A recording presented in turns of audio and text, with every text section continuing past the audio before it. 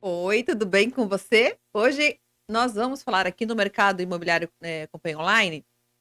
A gente vai trazer um assunto que é interessante. Estou aqui com o Matheus de novo. Tudo bem, Matheus? Tudo bom, Vivi? Prazer estar aqui de novo. Igualmente, porque esse assunto é interessante, porque em algum momento muitas pessoas, não vou dizer todas, claro, mas muitas pessoas já pensaram em ser um corretor de imóveis, né? A gente vê muitos vídeos no Instagram hoje em dia, né, acompanhando a atualidade, as pessoas muito bem ali, felizes, vendendo, apresentando, e a gente encontra até alguns corretores com aqueles carrões, né? É verdade, aqui no nosso litoral de Santa Catarina isso é bem, Eles como bem tem, comum, né? né, e as Famoso no joias Brasil inteiro. aparecendo, a gente fala: "Nossa, que sucesso que é É, ter um corretor de imóveis". A é. gente vai falar sobre isso hoje, e que bom que você trouxe esse tema, é bem importante, porque muita gente às vezes pensa em mudar de carreira, mudar de profissão, recomeçar, Uhum. e aí fica uma dica super importante. Sim, Vale a pena ou não vale a pena ser um corretor de imóveis vale. hoje em dia? Lembrando que esse programa é um oferecimento da Santera Empreendimentos.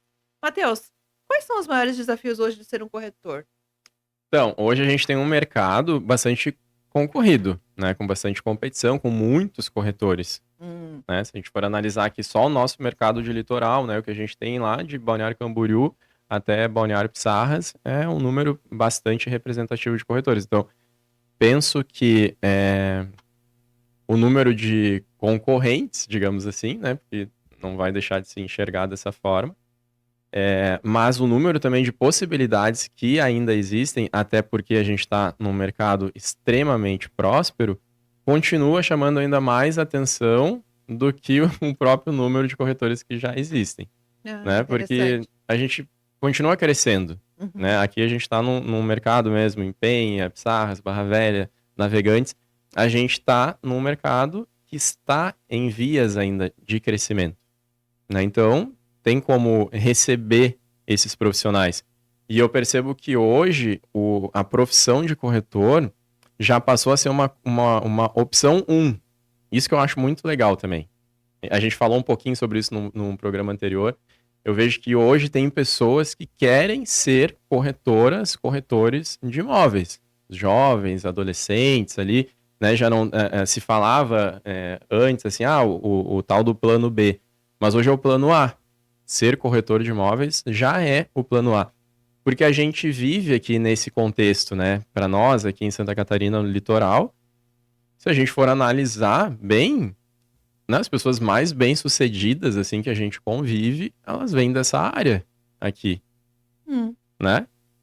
Se, sim. pode se comparar hoje os ganhos que um corretor tem, né, falando financeiramente, ao que ganha um médico, alguém que atua na área do direito, um advogado, um juiz, enfim. Então, as pessoas hoje já veem como uma primeira opção se tornarem corretores de imóveis. E vem já com uma inteligência, digamos assim, ou com uma linha de raciocínio que, para isso poder acontecer, também não esse sucesso, digamos assim, que a gente estava falando aqui no início, ele precisa de estudo, É, não precisa de adianta você capacitação. só mirar no dinheiro, né, você tem que ter paixão também pelo que você faz, Exato. preparo e exercer vestindo mesmo a camisa, né, porque É, senão não vai dar certo. eu sempre faço, inclusive, essa analogia, né? Acabei de citar a profissão da medicina, né? Hã. Pô, o médico ali, entre residência e especialização, às vezes chega a 10 anos de estudo. Pois Né? é, Então a gente também, como corretor, não pode pensar que em 10 dias de corretagem também vai tá chegar preparado. em valores estratosféricos ali de remuneração e tudo mais. Então tudo, na verdade, tem um caminho a ser trilhado. E eu vejo que as pessoas estão tendo um pouco mais dessa noção de realidade hoje em dia. Né? Vejo isso pelo menos nesse mercado aqui que eu atuo, né, com bastante vejo mais, né, frequento mais, que é o de Penha, Pissarras e Barra Velha, eu vejo os corretores aqui terem esse entendimento, né, de que é necessário se preparar, se preparando, estudando, tendo um pouco de paciência, né, se chega, assim, em Se resultados conhecendo. se conhecendo, né, É, aquela questão da autogestão, né, de é. entender as suas potencialidades, enfim, o seu perfil, a pessoa que tem essa linha de raciocínio de entendimento de espaço-tempo, né, de período, o período que eu vou precisar estudar, o período que eu vou precisar me capacitar, o período que eu vou precisar Quantos imóveis eu vou ter que vender para eu dizer que hoje eu sou um corretor de imóveis consolidado, por exemplo. Não estou nem falando em valor de venda, né? Mas quantas vendas eu administrei, quantas situações eu administrei, né? Quantas pessoas eu precisei convencer, quais argumentos foram utilizados,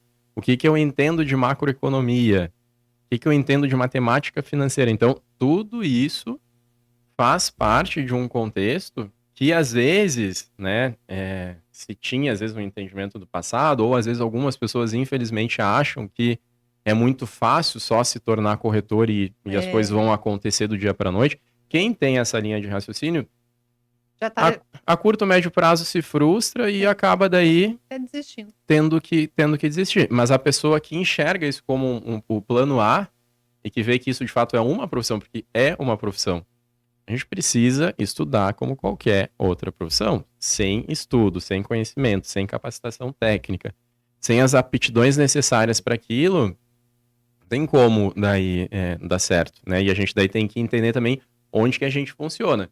Eu sou uma pessoa, por exemplo, assim, daí voltando a falar de medicina, pelo menos eu não posso ver sangue.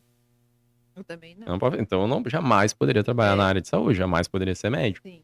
Então, assim, eu tenho muita dificuldade em me relacionar com pessoas, atendimento ao público. Então, assim, né, se isso para mim é uma dificuldade muito grande, preciso repensar. Então, eu vejo que algumas pessoas, às vezes, também olham assim, né, mas ganha muito dinheiro, a remuneração é maravilhosa e tudo mais, e acham que isso é fácil. E, às vezes, não tem essas aptidões necessárias para aquela função, a inteligência emocional, que é extremamente necessário. Então, o corretor de imóveis, o vendedor, de modo geral, né, precisa, nós como seres humanos, né, precisamos muito de inteligência emocional. Mas o corretor de imóveis, como ele lida com o produto mais caro da prateleira, imagina, ele pode estar ali num final de semana que está vendendo um possível imóvel, ali está pensando que vai ganhar 50, 100 mil, 200 mil numa única venda. E daí, se aquilo não acontece, a frustração que vem depois. Pode até zerar o mês, né? Então essa inteligência emocional tem que estar muito bem construída, né? Então são muitos pra ele se manter aspectos. Motivado, né? Matheus, deixa eu passar o recadinho. Para você que está assistindo aí pelo celular, sabe que é possível também assistir na sua Smart TV através do canal do Bem Online no YouTube. Mas se quiser continuar assistindo pelo celular, então você conta com as redes no Instagram, no Facebook, no TikTok e também dá para você apenas ouvir toda a programação do Bem Online através do Spotify ou do Amazon Music. Para não perder nadinha, hein? Combinado? É isso aí, vamos lá, Matheus. O corretor pode contar com a sorte de que todos os meses ele vai conseguir ter uma venda lá? Não pode. Não pode contar com essa sorte. Ele tem que contar, precisa de métricas. Hoje a gente vem falando cada vez mais dentro da empresa sobre métricas. Quantas pessoas eu preciso impactar no meu dia, na minha semana, no meu mês, para converter primeiro numa visita ao apartamento que eu estou querendo vender, a uma central de vendas, a um meeting, né, uma reunião. Então a gente precisa criar métricas, né, entender que para cada 200 contatos telefônicos que o corretor faz, mas de fato consegue falar, não adianta assim, ligou, não atendeu, não conta. Daí não dá para contar. Tem que contar de fato. Falei com 200 pessoas durante a semana. Dessas 200 pessoas, 20 demonstraram interesse. Das 20 que demonstraram interesse, eu consegui levar, de fato, 5 para a central de vendas. Das 5 que eu levei para a central de vendas, eu consegui vender para uma pessoa. Então, cada vez mais o corretor precisa contar com números, com métricas, e entender o que ele precisa fazer do básico para chegar na venda. Os bastidores, em qualquer profissão, aquilo que ninguém está vendo, sempre é o mais difícil, né? Sim. Essas 200 ligações ali não é o lado tão glamuroso assim. Que se coloca no Instagram. Que se posta no Instagram, exato. Então, fazer essas 200 ligações é o mais importante. Contar com a sorte vai ser um segundo momento, né? Então, a gente precisa fazer o básico, né, e entender dessas métricas. O corretor que hoje entende de métricas, ele sim já está com uma carreira, com um planejamento de trabalho, de rotinas muito bem desenhado e possivelmente vai atingir os resultados que ele almeja. E daí ele vai conseguir medir. Ele fez uma venda contatando 200 pessoas, dessas 220 foram. Mas o cara quer vender 3. O que ele vai precisar fazer? Vai ter que falar com 600. Essa aqui é a sacada. Vai ter que falar com 600 para então 60 irem até a visita, até a central de vendas. Das 60, 10 vão realmente, 20 vão se interessar e 3 vão fechar negócio. Suado. Então é isso, né? Então, mas tem que ter esse preparo. Mas ele tem que ter esse preparo, tem que ter um entendimento de número. Né? Se ficar contando com a sorte, eu vou ligar para porque... Não, mas esse é um cliente muito quente, porque ele foi indicado pelo meu pai, pelo meu amigo, pelo meu vizinho, então eu vou contar com esse daí, porque esse eu sei que é venda certa. Daí imagina, daí o outro cara lá, não dá pra o colega tá lá, mais. não tem isso. Não existe infelizmente, isso. Não. Então, ele é um trabalho... Mesmo as promessas. Um trabalho de matemática. É um trabalho de corretor, é um trabalho de matemática. E o que destaca um corretor comum, né?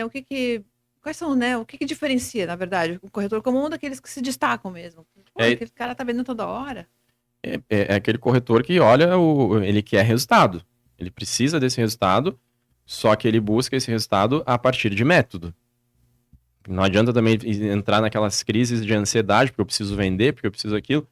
Então, o que se destaca é aquele que consegue transformar essa ansiedade, digamos assim, em prática, em exercício de fato do trabalho dele.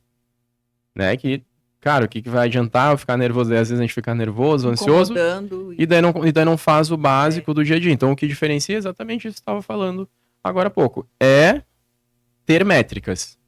Né? Não contar com sorte, é ter a métrica, é saber quantas pessoas eu preciso conversar. Claro, ele vai poder também pensar em diferentes canais de acesso a esse cliente. Ele pode pensar, sim, em ter clientes de uma linha de relacionamento, né? Hoje eu vejo, né, que talvez, né, respondendo um pouco melhor a sua pergunta, talvez seja o corretor que amplia mais, né, as formas de aquisição desse cliente. Ele viaja lá para um outro lugar que sabe que as pessoas gostam muito de comprar o nosso litoral, vai lá e conversa com um número X de clientes, né, que algum deles já comprou aqui.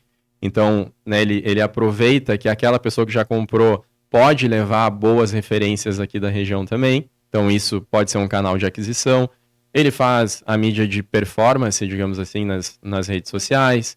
Né? Ele cuida, ele abastece o cliente que ele já vendeu com informações de pós-venda. Né? Ele mantém uma rede social bastante atualizada em relação a conteúdos, né? A ponto do cliente que está estudando comprar com ele, entre no LinkedIn dele, no YouTube, no Instagram, qualquer rede social que seja, TikTok, e veja, esse cara entende. Esse cara entende do assunto. Então ele precisa ser essa autoridade. É o corretor que se destaca, hoje ele pode usar de todos esses elementos que a gente fala aqui, multiplataforma, e se tornar essa autoridade. Né? E hoje a gente consegue, imagina, o corretor de 10, 15, 20 anos precisava, para aparecer numa mídia nacional, tinha que pagar uma exorbitância de dinheiro, que jamais iria fazer. Então hoje, imagina, com investimento, claro, não é um investimento que seja barato, né? Mas, o cara pode fazer o seu canal no YouTube e aos poucos ir crescendo, seu perfil no Instagram. A questão é o conteúdo. Ele precisa gerar autoridade a partir daquele conteúdo que ele entende, que ele tem relevância, que ele tem credibilidade para falar. Então, eu acho que isso. Penso que isso. Né? O corretor precisa ter certeza daquilo que ele está levando e passar segurança para os clientes ou possíveis clientes que ele vai acabar atraindo ao longo da carreira. Que joia, menino do céu. Olha, a gente já está chegando mais uma vez. Não, isso é mentira. O tempo aqui passa diferente. O tempo no PEN Online passa diferente.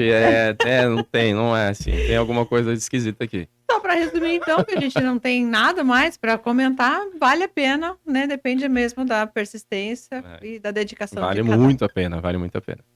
Matheus, estude que vale a pena. Estude sempre, né? Qualquer profissão, esteja antenado, esteja avançando, não fique estabilizado, porque senão passa por cima. Como é que é? Verdade. Camarão que tem um ditado. A onda leva, né? Eu sou péssimo com ditados, mas acho que é. Mas você entendeu.